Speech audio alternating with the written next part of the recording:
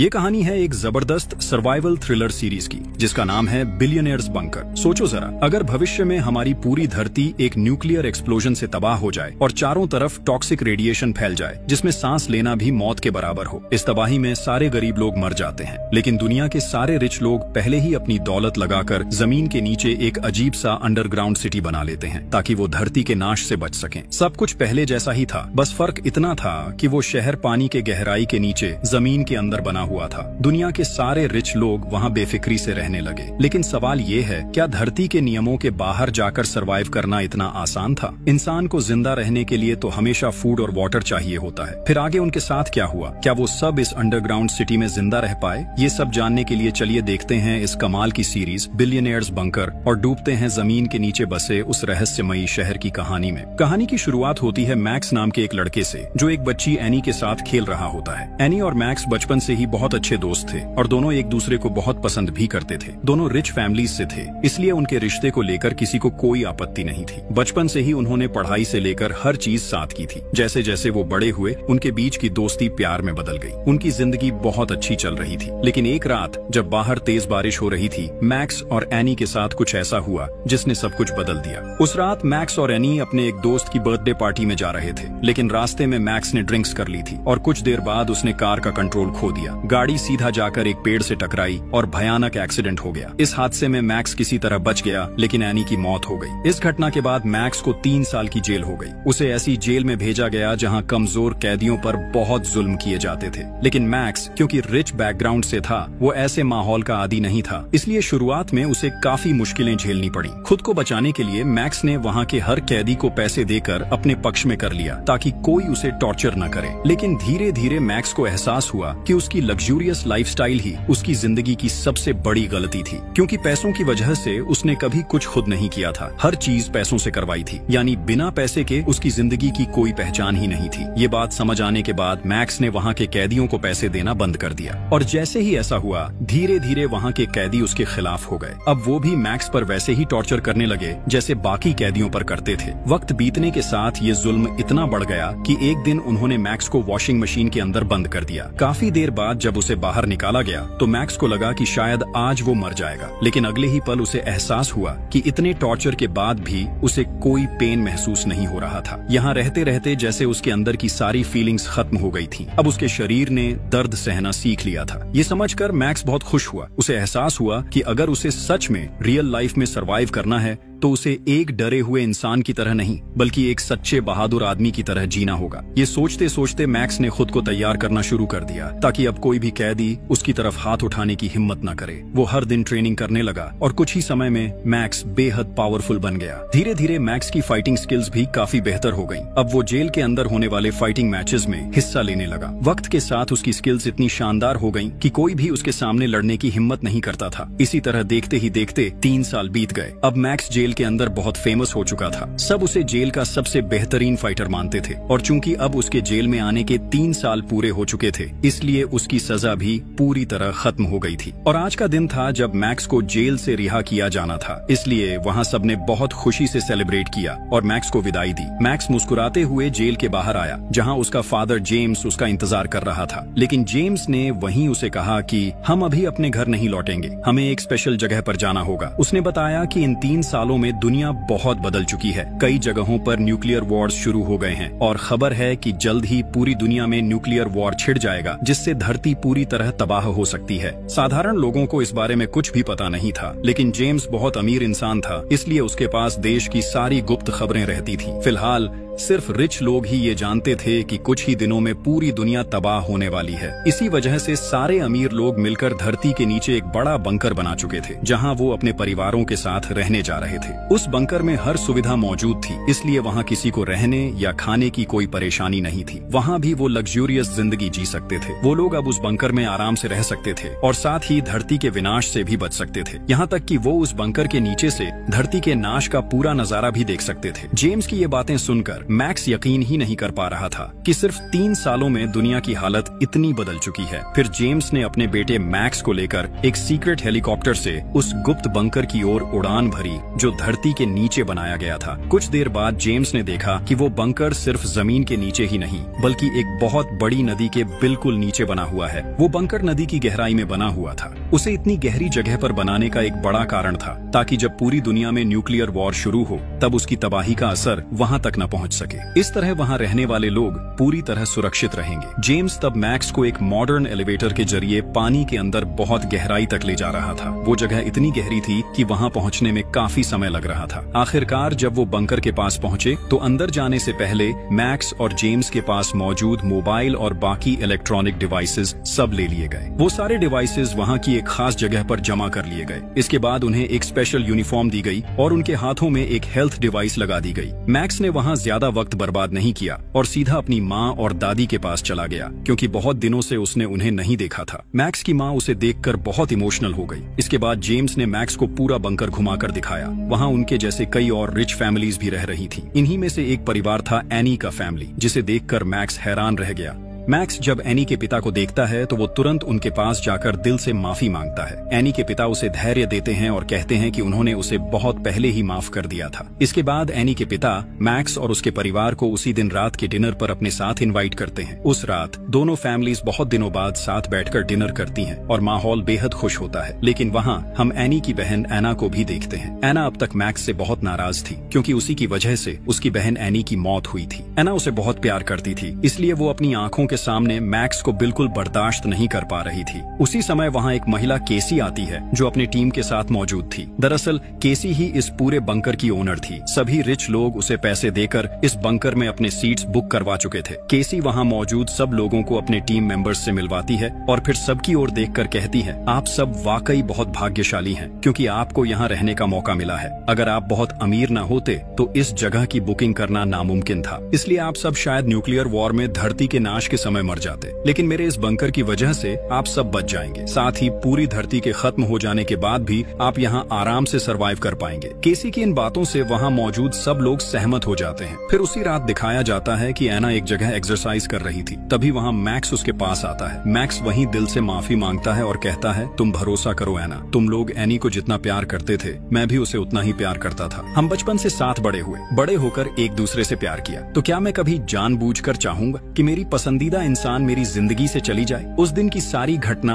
एक एक्सीडेंट थी। फिर भी मैं तुमसे दिल से माफी मांग रहा हूँ क्योंकि मेरी वजह से तुमने अपनी बहन को खो दिया। लेकिन क्या तुम मुझे माफ नहीं कर सकती? फिर मैक्स आगे कहता है, मेरे पास तुम्हारी बहन की आखिरी याद है। ये कहते हुए वो एना को एनी का फोन देता है जो एक्सीडेंट के बाद से मैक्स के पास ही था। एना वो फोन लेते हुए कुछ नहीं कहती, बस अपनी बहन को याद करके चुप हो जाती है। एना एनी का फोन लेकर अपने रूम में चली जाती है। वो अपनी बहन का फोन खोलकर चेक करने लगती है जहाँ एनी और मैक्स के कुछ सुंदर पल के वीडियोस थे। एना वही वीडियोस देख रही होती है। तभी अचानक पूरे बंकर में वाइब्रेशन शुरू हो जाता है। पूरा बंकर जोर से हिलने लगता है और साथ ही इलेक्ट्रिसिटी में भी प्रॉब्लम आने लगती है। सब लोग घबराकर बाहर की ओर दौड़ पड़ते हैं। वो सब समझ जाते हैं कि उनके बंकर की सरफेस के ऊपर बहुत बड़ा एक्सप्लोजन हुआ है। इसी वजह से पूरा बंकर इतनी भयानक तरह से हिल गया था। फौरन एक माइक्रोफोन से सभी को बताया जाता है कि सब लोग ऊपर से नीचे वाले सरफेस पर चले जाएं। वहां जाने पर वो और ज्यादा सुरक्षित रहेंगे। उधर एना अपने परिवार को ढूंढते हुए देखती है कि उसके पिता एक बड़े मलबे के नीचे दबे हुए हैं, लेकिन मैक्स और जेम्स बहुत मेहनत से उसके पिता को वहां से निकाल लेते हैं। किसी तरह सब लोग वहां से निकलकर सीधे नीचे वाले फ्लोर पर पहुंच जाते हैं। वो जगह ही असली सेफ जोन थी। वहां बहुत सारे मॉनिटर्स लगे हुए थे जिनसे बाहर की सिचुएशन के बारे में पता चल सकता था। सबके सेफ जोन में पहुंचने के बाद केसी सबके सामने आती है। वो सबको देखकर कहती है, सबसे पहले परमाणु युद्ध की खबर हमारी एजेंसी ने ही दी थी और हमारी जानकारी पूरी तरह सही निकली है। दुनिया में परमाणु युद्ध शुरू हो चुका है, लेकिन हमारे इस बंकर की वजह से आप सब अभी भी सुरक्षित हैं। केसी इसके बाद वीडियो फुटेज दिखाने लगती है। केसी मॉनिटर्स के जरिए सबको बाहर की स्थिति दिखा रही होती है, कैसे बाहर की दुनिया धीरे धीरे तबाह हो रही है। वहाँ मौजूद सभी लोग लगभग पूरा एक दिन सेफ जोन के अंदर ही गुजार देते हैं। फिर जब हालात कुछ शांत हो जाते हैं, यानी चारों तरफ के एक्सप्लोजन्स रुक जाते हैं, तब केसी अपनी एक स्पेशल टीम को बुलाती है। वो उन्हें स्पेशल सूट पहनाकर बाहर की दुनिया में भेज देती है ताकि वो जाकर देख सकें कि वहाँ की स्थिति अब कैसी है और जो कुछ भी वो देखेंगे उसे यहाँ सबको दिखाया जा सके। वहाँ फुटेज में दिखता है वाकई में पूरी दुनिया तबाह हो चुकी थी। चारों ओर सिर्फ धूल ही धूल दिख रही थी। परमाणु बम की टॉक्सिक रेडिएशन चारों तरफ फैल चुकी थी। अगर कोई बिना सही प्रोटेक्शन के बाहर जाएगा तो उसकी मौत पक्की है। अब कैमरे में दिखता है लूकस नाम का एक मेंबर, वो अपनी स्पेशल टीम में था। वो एक कार का इंजन चेक कर रहा था, तभी उसने एक लोहे का टुकड़ा देखा। वो उसे हाथ से छू लेता है। फौरन उसके ग्लव्स पिघल जाते हैं और उसका हाथ बुरी तरह जल जाता है। इससे वहाँ का माहौल और भी खतरनाक लगने लगता है। लूकस दर्द से पागलों की तरह इधर उधर भागने लगता है। मतलब रेडिएशन की मात्रा वहाँ इतनी ज्यादा थी कि लोहा तक आग की तरह गर्म हो गया था। लूकस की हालत देखकर बाकी टीम मेंबर्स उसे जल्दी से लेकर बंकर के अंदर आ जाते हैं। अब सब लोग इसी बात को लेकर आपस में चर्चा करने लगते हैं, क्योंकि बाहर की दुनिया में बहुत खतरनाक रेडिएशन फैल चुका है। अब चाहे भी तो कोई बाहर नहीं जा सकता, लेकिन बंकर के अंदर भी क्या जिंदगी भर रहना मुमकिन है? कोई नहीं सोच पा रहा था कि उन्हें वहाँ कितने महीने या शायद कितने साल तक रहना पड़ेगा। सबको अब बंकर के नीचे ही रहना था। ये सोच सोचकर सब बहुत अपसेट थे। उधर केसी, जो यहाँ की ओनर थी, वो अपने लोगों के साथ लूकस की हालत देखने के बहाने बाहर निकलती है, लेकिन असल में वो एक अलग जगह पर पहुंचती है जहां वो और उसकी टीम खुशी से जश्न मना रहे होते हैं। यही कहानी का सबसे बड़ा ट्विस्ट सामने आता है। असल में ये सब कुछ केसी और उसकी टीम का प्लान था। उन्होंने शहर के अमीर लोगों से पैसा ठगने के लिए ये पूरा मास्टर प्लान बनाया था। केसी और उसकी टीम चाहती थी कि वो इन अमीर लोगों को जिंदगी भर के लिए बंकर में बंद रखे, ताकि बाहर की दुनिया में जो उनकी प्रॉपर्टीज हैं उन सब पर वो कब्जा कर सके। क्योंकि बंकर में आने से पहले ही उन्होंने हर एक से कुछ जरूरी पेपर्स पर साइन करवाए थे। केसी ये अच्छी तरह जानती थी कि इतने अमीर लोगों को बेवकूफ बनाना आसान नहीं होगा, इसलिए उसने अपनी पूरी टीम के साथ मिलकर एक जबरदस्त प्लान बनाया। सबसे पहले उन्होंने शहर के अमीर लोगों के बीच एक झूठी खबर फैलाई कि कुछ ही दिनों में दुनिया तबाह होने वाली है। फिर उन्होंने ये बंकर बनाया और उसके अंदर वो वहाँ कई सिमुलेशन सिस्टम्स बना लेते हैं। साथ ही उन्होंने बंकर की सरफेस पर खुद ही बॉम्ब सेट कर रखे थे, ताकि वो उन बॉम्ब्स को ब्लास्ट करवाकर बंकर में दहशत पैदा कर सकें। लेकिन ये विस्फोट ऐसे तरीके से किया गया था कि किसी को ज्यादा नुकसान न हो। जो वीडियोस उन्होंने लोगों को दिखाई थी वो असल में एडवांस्ड एआई सिस्टम से बनाए गए थे, और उनके इन सारे प्लान्स में वो कामयाब भी हो जाते हैं, क्योंकि अब सब लोग उनकी बात मानकर बंकर में ही रहना चाहते हैं। अब दूसरी तरफ हम एना को देखते हैं। एना जब बंकर के एक टॉयलेट में होती है, तभी उसे पास वाले कमरे से एक अजीब सी आवाज सुनाई देती है। उसे लगता है जैसे कोई वहाँ गिर गया हो। एना जल्दी से बाहर निकलती है और पास वाले कमरे का दरवाजा जोर से धक्का देकर खोल देती है। अंदर जाकर वो देखती है एक लड़की खुद को खत्म करने की कोशिश कर रही है। एना ये देखकर बुरी तरह डर जाती है। वो भागकर उस लड़की को पकड़ लेती है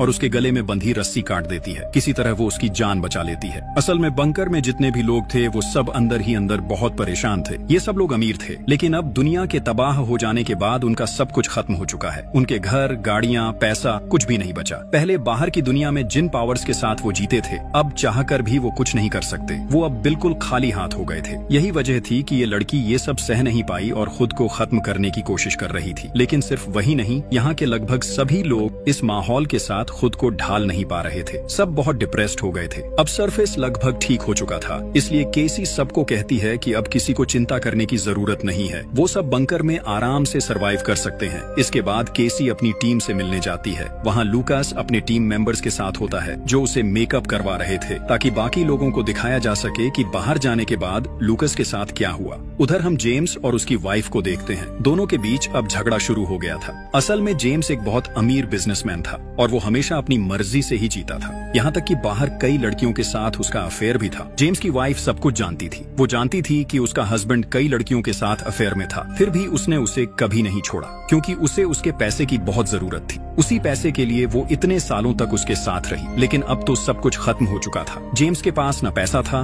न पावर। अब उसकी वाइफ के लिए भी उसकी कोई कीमत नहीं रह गई थी। वो जेम्स से साफ साफ कहती है, तुम इतने सालों में जिन जिन औरतों के साथ रहे, मैं उन सब के बारे में जानती थी। सब कुछ जानते हुए भी मैंने कभी कुछ नहीं कहा। चुपचाप तुम्हारे साथ रही। जानते हो क्यों? सिर्फ तुम्हारे पैसे के लिए। मुझे पैसों की बहुत जरूरत थी, लेकिन अब तुम्हारे पास कुछ भी नहीं है, न पैसा न औरतें। अब मुझे तुम्हारी कोई जरूरत नहीं है। मैं अब अपनी मर्जी से जीऊंगी, इसलिए मेरी जिंदगी में तुम रुकावट मत बनो। ये सब सुनकर जेम्स बहुत गुस्से में आ जाता है। जब उसकी वाइफ वहाँ से निकलने लगती है, जेम्स उसे डांटते डांटते उसके पीछे पीछे जाने लगता है। फिर वो बिना किसी की अनुमति लिए वहाँ मौजूद सबके हिस्से का खाना खाने लगता है। उधर जब गार्ड्स ये सब देखते हैं तो वो तुरंत वहाँ पहुँच जाते हैं। वो अपनी इलेक्ट्रिक गन से जेम्स को झटका देने लगते हैं, लेकिन तभी वहाँ मैक्स पहुँचता है। वो अकेले ही उन गार्ड से लड़ने लगता है ताकि अपने पिता को बचा सके। तभी सही समय पर केसी वहाँ पहुँच जाती है। वो खुद सामने आकर सबकी प्रॉब्लम सॉल्व कर देती है। दूसरी तरफ हम एना के पेरेंट्स को देखते हैं। यहाँ पता चलता है कि एना के पिता का नाम हावर्ड है। जेम्स और उसकी वाइफ की तरह हावर्ड और उसकी वाइफ के रिश्ते भी ज्यादा अच्छे नहीं थे। दोनों के बीच भी अक्सर झगड़े होते रहते थे।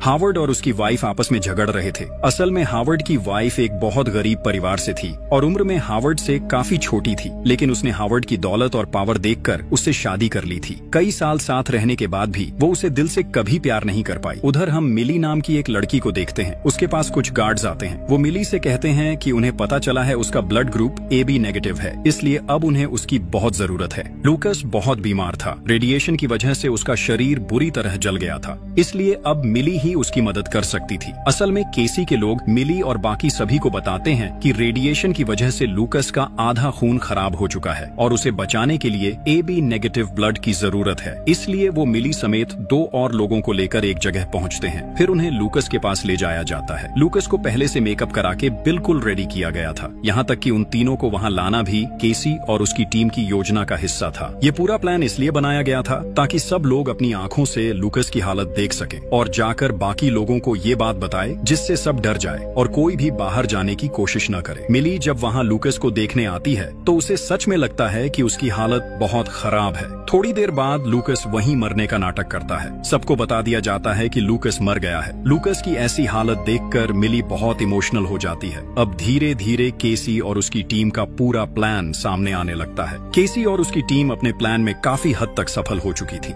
उसकी टीम में जैक नाम का एक लड़का भी था जो असल में केसी का अपना भाई था। जैक बहुत बीमार रहता था, इसलिए केसी हमेशा उसे अपने पास रखती थी। अब केसी अपनी टीम से कहती है, अब समय आ गया है हमारे प्लान के अगले स्टेप पर जाने का। वो सबको बताने लगती है कि उसने हावर्ड के बारे में सारी जानकारी कैसे जुटाई। असल में हावर्ड जिस परिवार में पैदा हुआ था वो पहले से ही बहुत अमीर फैमिली थी। बचपन के बाद धीरे धीरे हावर्ड ने अपने फैमिली बिजनेस की देखभाल शुरू कर दी थी। हावर्ड के पास पैसों की कोई कमी नहीं थी। बहुत कम समय में वो एक सफल बिजनेसमैन बन गया। धीरे धीरे उसने करीब 60 कंपनियों का मालिक बन गया। हर कंपनी से उसे इतना पैसा मिलने लगा कि उसका नाम दुनिया के 10 सबसे अमीर लोगों में शामिल हो गया। केसी अमीर लोगों से बहुत नफरत करती थी। वो बचपन से देखती आई थी कि अमीर लोग गरीबों पर कैसे जुल्म करते हैं। इसीलिए उसने खुद की एक टीम बनाई जिसमें ज्यादातर गरीब घरों के लोग थे, क्योंकि वही लोग उसकी सोच को समझ सकते थे और उसके साथ ईमानदारी से काम कर सकते थे। केसी और उसकी टीम का प्लान साफ था। वो सारे अमीर लोगों को बंकर में बंद रखेंगे और बाहर जो उनकी प्रॉपर्टी और पैसा है वो सब गरीबों में बांट देंगे, ताकि अमीर और गरीब के बीच का फर्क थोड़ा कम हो जाए और गरीब लोगों को अब कभी छोटा महसूस न करना पड़े।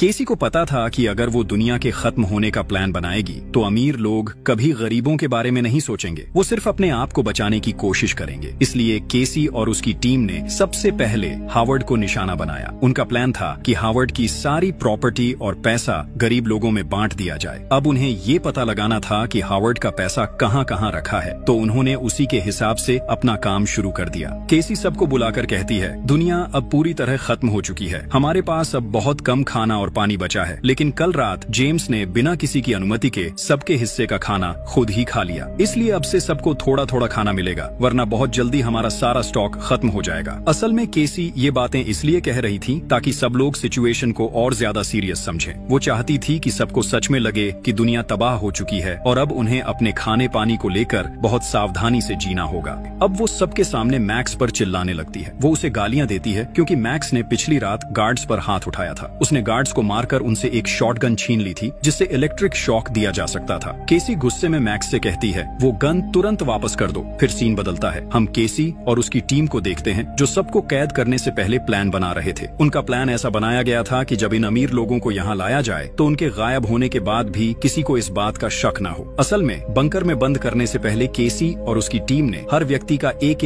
AI क्लोन तैयार कर लिया था, वो भी बहुत एडवांस टेक्नोलॉजी से। जब ये लोग बंकर में आए तो उनसे उनके मोबाइल फोन्स और बाकी डिवाइसेस ले लिए गए। असल में वही मोबाइल्स उनका असली हथियार थे, क्योंकि उन्हीं फोन्स में सबके सोशल मीडिया अकाउंट्स मौजूद थे। अब केसी की टीम उन्हीं अकाउंट्स को इस्तेमाल करके बाहर की दुनिया में ये दिखा रही थी कि सब लोग अभी भी जिंदा हैं और नॉर्मल लाइफ जी रहे हैं। वो लोग लगातार हर किसी का AI वीडियो बनाते रहे और वो वीडियो रोज सोशल मीडिया पर अपलोड किए जाते थे। लोगों को दिखाने के लिए कहा जाता था कि वो सब वेकेशन पर हैं, कि वो अपने परिवार के साथ अच्छा वक्त बिता रहे हैं। लोगों से कहा गया, जब तक हम खुद कांटेक्ट नहीं करते तब तक हमें परेशान मत करो। इस तरह बाहर के लोग उन्हें ढूंढना बंद कर देंगे और जितना ज्यादा ये बात फैलती उतना ही केसी का प्लान सफल होता गया। केसी और उसकी टीम के पास जो मोबाइल फोन्स थे वो सब लगातार एक्टिव रखे गए। उन अकाउंट से रोज नए फेक अपडेट्स और वीडियोस डाल दिए जाते थे। इस तरह बाहर की दुनिया को लगता रहा कि सब नॉर्मल है और केसी का पूरा झांसा कामयाब होता रहा। वो फोन्स हमेशा एक्टिव रखे गए थे। जब भी किसी फोन पर कॉल या मैसेज आता तो उनका एआई सिस्टम अपने आप रिप्लाई दे देता था। अगर कोई कॉल करता तो एआई सिस्टम उसी व्यक्ति की वॉइस कॉपी कर लेता था और उसकी आवाज में सामने वाले से बात करता था। इसी एआई सिस्टम की मदद से केसी अपना पूरा प्लान सफल बना रही थी। आज भी जब सबके फोन्स एआई सिस्टम से कनेक्टेड थे तभी हावर्ड के फोन पर स्टैन नाम के एक आदमी का कॉल आता है। स्टैन हावर्ड का बिजनेस पार्टनर था। वो लगभग हर दिन हावर्ड को फोन करता था। लेकिन आज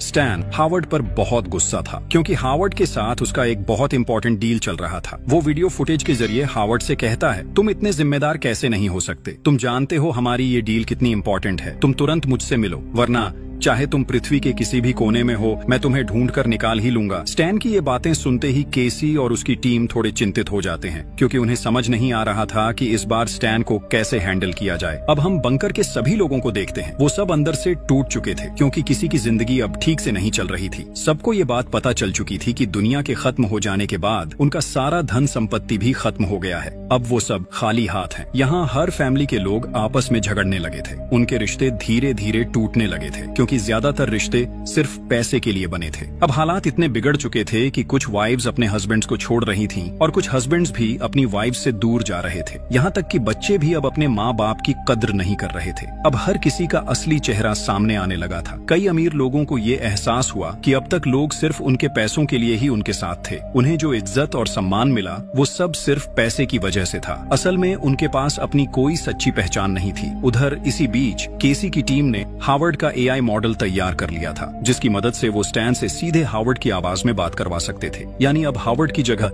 एआई ही बात करेगा। तो वो लोग अपना सिस्टम चालू करते हैं और स्टैन को वीडियो कॉल करते हैं। फिर हावर्ड का एआई मॉडल एक्टिवेट कर दिया जाता है। इसके बाद वो एआई मॉडल स्टैन से बात करना शुरू करता है। अब केसी की टीम एआई के जरिए स्टैन से बातचीत करती है और उन्हें पता चलता है कि कुछ महीने पहले स्टैन और हावर्ड ने एक पार्टी में बहुत बड़ा प्लान बनाया था। दोनों ने तय किया था कि उनके पास जितना भी ब्लैक मनी है उसे इस्तेमाल करके वो एक बहुत बड़ी कंपनी खोलेंगे और उनका वो प्लान पूरी तरह तैयार भी हो चुका था। लेकिन तभी अचानक हावर्ड गायब हो गया। इसी वजह से स्टैन उसे बार बार फोन कर रहा था। केसी ने हावर्ड के एआई मॉडल के जरिए चालाकी से स्टैन से ये भी पता लगा लिया कि जिस ब्लैक मनी की बात वो कर रहे थे वो दरअसल कहाँ रखी है। उन्हें पता चलता है कि वो पैसा हावर्ड के घर के एक सीक्रेट जगह पर छुपा हुआ है जिसे एक पासवर्ड से खोला जा सकता है। लेकिन वो पासवर्ड सिर्फ असली हावर्ड को ही पता है। अब केसी अपनी पूरी टीम के साथ प्लान बनाती है कि किसी भी तरह उन्हें वो पासवर्ड पता लगाना ही होगा। अब उनका प्लान साफ था। वो अपनी बातों में फंसाकर हावर्ड से उसका सीक्रेट पासवर्ड निकलवाएंगे। फिर उसी पासवर्ड का इस्तेमाल करके हावर्ड और स्टैन के सारे ब्लैक मनी पर कब्जा कर लेंगे और उस पैसे को बांटकर गरीब लोगों में दे देंगे। इसके बाद केसी एक जगह अकेली बैठी होती है, थोड़ी उदास। वो अपने बचपन की बातें सोच रही होती है। जब केसी सिर्फ 12 साल की थी वो अपने भाई जैक के साथ एक स्कूल में पढ़ती थी। उस स्कूल के ज्यादातर बच्चे अमीर घरों के थे। लेकिन जब केसी अपने भाई जैक के साथ वहाँ जाती तो वो अमीर बच्चे हमेशा उन्हें चिढ़ाते थे, उन्हें छोटे लोग कहकर नीचा दिखाते थे। वो दोनों भाई बहन को हमेशा गरीब कहकर अपमानित करते थे। हालांकि केसी और उसका भाई जैक बहुत टैलेंटेड स्टूडेंट्स थे, लेकिन गरीब होने की वजह से उनकी मेहनत और हुनर की कभी कद्र नहीं हुई। ऊपर से उनके पिता की आर्थिक हालत भी बहुत खराब थी। एक दिन केसी की माँ एक छोटा सा खत लिखकर उसे और जैक को छोड़कर चली गई। उनके पिता पहले से ही नशे के आदी थे, इसलिए उस दिन के बाद केसी और जैक के पास कोई नहीं बचा। वो दोनों सिर्फ एक दूसरे का सहारा बनकर बड़े हुए। कम उम्र में ही उन्हें ये समझ आ गया था कि उनका भविष्य कोई और नहीं बनाएगा, उन्हें खुद ही अपने लिए रास्ता बनाना होगा। इसलिए उसी वक्त से दोनों भाई बहन ने कड़ी मेहनत शुरू कर दी। वो अपनी पढ़ाई में और ज्यादा ध्यान देने लगे। धीरे धीरे दोनों ने कई डिग्रीज हासिल कर ली। फिर एक समय आया जब दोनों ने मिलकर काफी रिसर्च की और अपना खुद का एआई आर्टिफिशियल इंटेलिजेंस सिस्टम बना लिया। तब उन्हें लगा कि अब वो अपनी जिंदगी में कुछ बड़ा कर पाएंगे। लेकिन बहुत जल्द उन्हें एहसास हुआ कि इस दुनिया में पैसे और पावर के बिना कुछ भी हासिल नहीं किया जा सकता। उन्होंने भले ही सबसे एडवांस्ड एआई मॉडल बना लिया था, उनके पास पैसे नहीं थे, इसलिए वो अपने अपने एआई को मार्केट में लॉन्च नहीं कर पा रहे थे और न ही लोगों के सामने अपना काम दिखा पा रहे थे। इसलिए उन्होंने कई कंपनियों से फंड मांगा ताकि वो अपने एआई को दुनिया के सामने पेश कर सकें। लेकिन उस वक्त किसी ने उनका साथ नहीं दिया। उल्टा सबने उनके काम को मजाक समझा और उन्हें नीचा दिखाया। कुछ कंपनियां जो फंड देने को तैयार हुई, वो भी बिजनेस का ज्यादातर हिस्सा अपने नाम करना चाहती थी। धीरे धीरे केसी की हालत ऐसी हो गई जैसे उसकी पीठ दीवार से लग गई हो। एक वक्त पर उसे एहसास हुआ कि इस दुनिया में पैसे के बिना मेहनत और हुनर की कोई कीमत नहीं होती। केसी को अब ये समझ आ गया था कि अमीर लोग कभी भी उसके जैसे लोगों को ऊपर नहीं आने देंगे। उधर अमीरों के बच्चे कुछ किए बिना ही सिर्फ अपने पैसों की ताकत से बड़ी बड़ी कंपनियों के मालिक बन रहे थे। समाज में जो अमीर थे वो और ज्यादा अमीर होते जा रहे थे और जो गरीब थे उन्हें और नीचे धकेला जा रहा था। इस नाइंसाफी को केसी अब और सह नहीं पा रही थी। इसलिए उसने ठान लिया कि वो समाज के हर गरीब इंसान की मदद करेगी और इसके लिए वो और उसका भाई जैक अपने बनाए हुए एआई सिस्टम के जरिए इस प्लान को सफल बनाना चाहते थे। और प्लान के मुताबिक उन्होंने बिल्कुल वैसा ही किया। केसी ने अपने प्लान को सफल बनाने के लिए ऐसे ही लोगों को अपनी टीम में शामिल किया जो उसके और उसके भाई की तरह बहुत टैलेंटेड थे, लेकिन पैसे की कमी की वजह से किसी ने उनके टैलेंट की कद्र नहीं की थी। उनमें से ज्यादातर लोग भी अपनी जिंदगी में कभी न कभी किसी अमीर इंसान द्वारा अपमानित हुए थे। इसी तरह केसी ने अब तक अपना पूरा प्लान चलाया। अब हम केसी को फिर से देखते हैं। वो अपनी टीम से कहती है, मेरे दिमाग में एक आइडिया आया है। मुझे अब समझ में आ गया है कि मैं हावर्ड से उसका पासवर्ड कैसे निकलवा सकती हूँ। केसी अब जान चुकी थी कि हावर्ड से पासवर्ड कैसे निकलवाना है। उसने तय किया कि वो हावर्ड को वही देगी जिसकी उसे सबसे ज्यादा जरूरत है, अटेंशन और केयर की। क्योंकि बंकर में आने के बाद से हावर्ड सबके लिए एक नजरअंदाज किया हुआ इंसान बन गया था। अब अगर कोई उसकी परवाह करे तो वो उसे जरूर अहमियत देगा। इसलिए केसी अपनी टीम की एक मेंबर को हावर्ड के पास भेजती है। उस लड़की का नाम था इंग्रिड। इंग्रिड हावर्ड से बहुत अच्छे से पेश आने लगती है। वो उसकी बातों में इंटरेस्ट दिखाती है और धीरे धीरे उसे अपनी तरफ आकर्षित करने लगती है। थोड़े ही समय में हावर्ड और इंग्रिड के बीच एक अच्छी दोस्ती हो जाती है। हावर्ड और इंग्रिड अब एक दूसरे के साथ वक्त बिताने लगे थे, क्योंकि अब हावर्ड के पास बात करने के लिए कोई नहीं था। एक दिन इंग्रिड हावर्ड से कहती है, अगर तुम चाहो तो हम दोनों एक गेम खेल सकते हैं। इससे हमारा बोरिंग वक्त थोड़ा अच्छा गुजरेगा। हावर्ड उसकी बात मान जाता है। फिर इंग्रिड मुस्कुराते हुए कहती है, चलो हम दोनों एक दूसरे को अपने सीक्रेट्स बताएंगे। बातों बातों में इंग्रिड बताने लगती है कि उसके भी कुछ सीक्रेट लॉकर्स थे जहां उसने अपनी जिंदगी की सबसे कीमती चीजें रखी थी, लेकिन दुनिया के खत्म होने के बाद वो सब शायद नष्ट हो चुके हैं। इंग्रिड उससे पूछती है, तुम्हारे लॉकर के पासवर्ड्स क्या थे? फिर वह बनावट की बातें करके धीरे धीरे अपने लॉकर्स के पासवर्ड्स बताती है। बातों बातों में हावर्ड भी इंग्रिड पर भरोसा कर बैठता है। वो धीरे धीरे अपने सीक्रेट पासवर्ड सब बता देता है। और सिर्फ इतना ही नहीं, अब क्योंकि हावर्ड के पास कुछ भी बचा नहीं था, वो इंग्रिड को अपने बैंक और जहां जहां पैसा रखा था उन सब जगहों के डिटेल्ड पासवर्ड्स भी बता देता है। इसके बाद केसी का पूरा प्लान पूरी तरह कामयाब हो जाता है। अगले दिन केसी और उसकी टीम हावर्ड के एआई कैरेक्टर का इस्तेमाल करके वो फिर से स्टैन को फोन करते हैं। वो स्टैन से कहता है, मैं अभी देश से बहुत दूर हूँ, फिर भी मैं तुम्हें बता रहा हूँ कि हमने अपना ब्लैक मनी कहाँ रखा है। ये रहे उन जगहों के पासवर्ड्स। तुम वहाँ से सारा पैसा निकाल लो और उस पैसे से कोई स्टार्टअप कंपनी शुरू कर दो, क्योंकि मेरे लौटने में बहुत देर हो जाएगी। इसी बीच केसी हावर्ड के एआई कैरेक्टर के जरिए स्टैन को और एक बात बहुत साफ तरीके से बता देती है, तुम खुद से कोई कंपनी मत खरीद लेना, मैं जो कंपनी का नाम बताऊंगा वही खरीद लेना।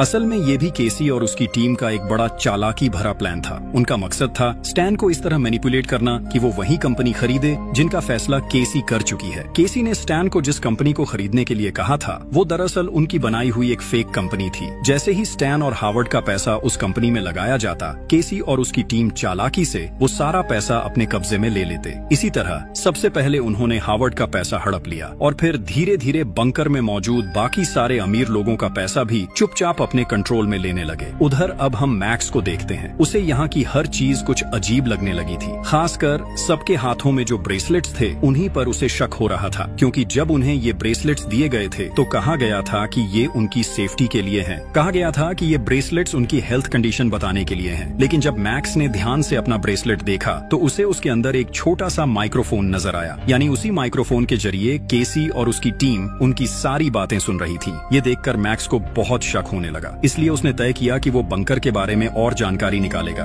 लेकिन वो ये काम अकेले नहीं कर सकता था क्योंकि पकड़े जाने का खतरा था। इसलिए उसने फैसला किया कि वो इस काम में एना को अपना साथी बनाएगा। मैक्स अब एना से दोस्ती करना चाहता था। वो कुछ कागज के टुकड़ों पर अपनी सारी बातें लिख कर उसके पास लाता है, क्योंकि अगर वो सीधे एना से बात करता तो केसी और उसकी टीम माइक्रोफोन्स के जरिए उनकी हर बात सुन सकती थी। मैक्स एना के पास जाकर एक कागज दिखाता है जिस पर लिखा होता है, चुप रहो। एना हैरान होकर उसकी तरफ देखती है। फिर मैक्स अगले कागज पर लिखता है कि यहाँ आने के बाद से उसे कई बातें अजीब लगी हैं।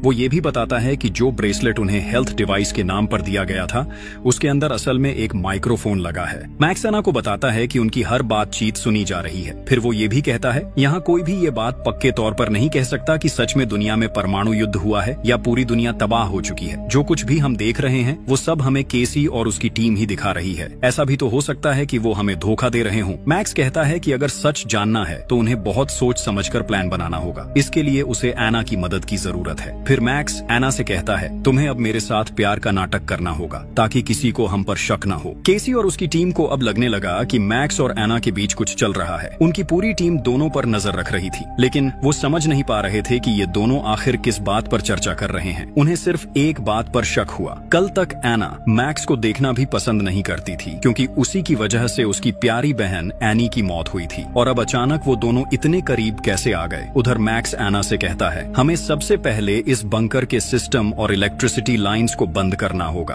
मैक्स ने एक प्लान बनाया ताकि पूरा बंकर अंधेरे में डूब जाए। अंधेरे का फायदा उठाकर वो दोनों बाहर जाकर देख सकें कि सच में दुनिया तबाह हुई है या नहीं। लेकिन बाहर जाना बहुत रिस्की था, इसलिए उनके पास सेफ्टी सूट होना जरूरी था। मैक्स ने अना को काम दिया कि जब सब कुछ अंधेरा हो जाए तो वो 2 सेफ्टी सूट चुरा कर ले आए। तब तक मैक्स बंकर के सिस्टम रूम को ढूंढ लेगा। इसके बाद अपने अगले प्लान के लिए उसने अना को अपने रूम में बुला लिया। मैक्स वहां जाकर बहुत जोर से रोमांटिक म्यूजिक प्ले कर देता है ताकि वो बिना झिझक अपने प्लान के बारे में खुलकर बात कर सकें। मैक्स और आना सोचते हैं कि जल्दी ही वो इंटीमेट हो सकते हैं, इसलिए केसी की टीम उन पर ज्यादा ध्यान नहीं देगी। इसी बीच मैक्स आना को अपने कमरे में दिखाता है कि वहाँ एक सीक्रेट एग्जिट गेट है, यानी अब उन्हें बंकर के अंदर एक डिस्ट्रैक्शन बनानी होगी ताकि सारे गार्ड्स दरवाजों से हट जाएं। उनके पास एक आइडिया था। एना मैक्स से कहती है कि वो कभी केमिस्ट्री की स्टूडेंट थी, उसके पास अब कुछ केमिकल्स हैं जिनसे वो एक छोटी बॉम्ब बना सकती है और उस बॉम्ब से शायद वो डिस्ट्रैक्शन बना पाएगी। दूसरी तरफ केसी हावर्ड के एआई मॉडल ने स्टैन को कुछ कहा। स्टैन उसी बात पर सीधे बैंक जाकर उस कंपनी को देखने चला गया, लेकिन कंपनी देखकर उसे अच्छा महसूस नहीं हुआ, इसलिए उसने हावर्ड को वीडियो कॉल कर बताया कि कंपनी उसे ज्यादा पसंद नहीं आई। स्टैन की बात सुनकर केसी अपने प्लान के मुताबिक उस कंपनी में अपनी टीम मेंबर लूकस को भेजती है। वो लूकस को हावर्ड से भी बड़ा इन्वेस्टर बनाकर पेश करती है। लूकस वही व्यक्ति था जिसने पहले रेडिएशन से झुलसकर मरने का नाटक किया था। अब केसी लूकस से कहती है कि स्टैन के सामने कंपनी की रेट और शेयर्स बढ़ा चढ़ा कर दिखाए ताकि स्टैन सोचे कि कंपनी की कीमत बहुत ज्यादा है और लालच में आकर उसे खरीदना चाहेगा, क्योंकि बाद में उसे इस कंपनी से बहुत प्रॉफिट मिलने वाला है। अना अपनी प्लान पर काम करने लगती है। दूसरी तरफ मैक्स काफी खोजबीन के बाद बंकर का कंट्रोल रूम ढूंढ लेता है और वहाँ का सिस्टम बंद कर देता है। इससे तुरंत हावर्ड का एआई मॉडल भी बंद हो जाता है और स्टैन के साथ उसकी वीडियो कॉल भी कट जाती है। अब स्टैन समझ नहीं पा रहा था कि उसे उस कंपनी को खरीदना चाहिए या नहीं। कुछ देर बाद मैक्स और आना अपने प्लान के मुताबिक सारे सिस्टम्स फिर से चालू कर देते हैं क्योंकि उनका प्लान पूरा हो चुका था। सभी सिस्टम्स के दोबारा एक्टिवेट होते ही केसी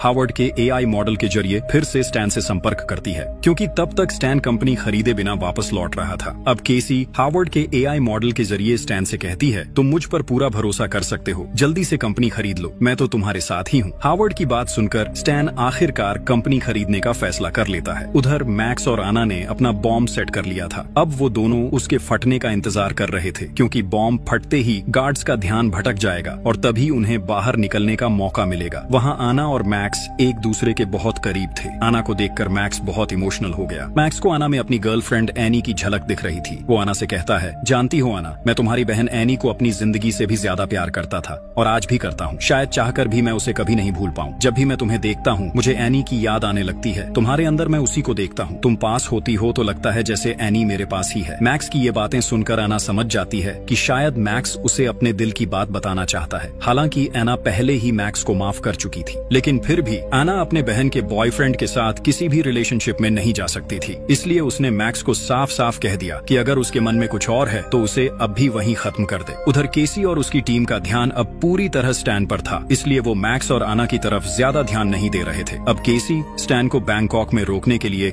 अपनी एक और साथी इंग्रिड का इस्तेमाल करती है। इसी इंग्रिड के जरिए उसने हावर्ड से उस कंपनी के सारे कोर्ट डॉक्यूमेंट्स पॉइंट्स और डिटेल्स हासिल की थी। प्लान के मुताबिक इंग्रिड अब स्टैन से दोस्ती करके उसके करीब आने लगती है। इंग्रिड के माता पिता उसे छोड़कर विदेश जा रहे थे, जो दरअसल उनके प्लान का ही हिस्सा था। जब स्टैन को ये बात पता चलती है तो वो इंग्रिड की खूबसूरती से प्रभावित होकर कहता है कि वो उसका ख्याल रखेगा। स्टैन फिर इंग्रिड के साथ ड्रिंक्स लेकर पार्टी करने लगता है। प्लान के मुताबिक इंग्रिड अब स्टैन के बहुत करीब आ जाती है। वो स्टैन से कहती है कि जिस कंपनी को वो खरीदने जा रहा है वो बहुत अच्छी कंपनी है, इसलिए उसे देर नहीं करनी चाहिए। अगर वो देर करेगा तो कोई और उस कंपनी को खरीद सकता है। स्टैन ये सुनकर और देर नहीं करता और तुरंत पैसे ट्रांसफर करने की तैयारी करने लगता है। स्टैन जैसे ही पैसे भेजने वाला होता है, थोड़ी देर बाद दिखता है कि सारे पैसे केसी के अकाउंट में पहुंच गए हैं, यानी उनका प्लान पूरी तरह सक्सेसफुल हो गया था। लेकिन उसी वक्त एना और मैक्स द्वारा सेट किया गया बॉम्ब अचानक ब्लास्ट हो जाता है। पूरा बंकर हड़कंप में आ जाता है। हर कोई डरकर अपनी जान बचाने के लिए इधर उधर भागने लगता है। यहाँ तक कि गार्ड्स भी अंदर चेक करने पहुंच जाते हैं। इस अफरा तफरी का फायदा उठाकर मैक्स और आना पीछे मौजूद सीक्रेट एग्जिट गेट से वहाँ से निकल जाते हैं। स्टैन बहुत रिलैक्स था। कंपनी खरीदने के बाद वो अपने प्राइवेट जेट से घर लौट रहा था, लेकिन तभी उसकी नजर एक पोस्टर पर पड़ती है। उसमें इंग्रिड की माँ की तस्वीर थी, जो असल में थाईलैंड की बहुत बड़ी एक्ट्रेस थी। स्टैन को याद आता है कि इंग्रिड ने उसे बताया था कि उसके माता पिता दोनों बिजनेसमैन हैं। अब स्टैन सब समझ जाता है। उसे एहसास होता है कि उसके साथ एक बड़ा स्कैम हुआ है। वो तुरंत इंग्रिड के सोशल मीडिया अकाउंट्स चेक करने लगता है, लेकिन अब इंग्रिड के सारे अकाउंट्स डिसेबल हो चुके थे। स्टैन अब बिल्कुल भी समय बर्बाद नहीं करता और सीधा उसी कंपनी में पहुंच जाता है। लेकिन वहां पहुंचकर वो देखता है कि कंपनी में तो अब कोई भी नहीं है। ये सब देखकर स्टैन पूरी तरह हैरान रह जाता है। उसे समझ नहीं आता कि अब क्या करे। वो तुरंत हावर्ड को वीडियो कॉल करता है और उससे कुछ प्राइवेट सवाल पूछता है, जैसे कि वो दोनों साथ में कहाँ घूमने गए थे, क्या क्या किया था और वो किस कॉलेज में पढ़ता था। लेकिन इस बार हावर्ड किसी भी सवाल का जवाब नहीं दे पाता। कुछ ही देर में स्टैन को एहसास हो जाता है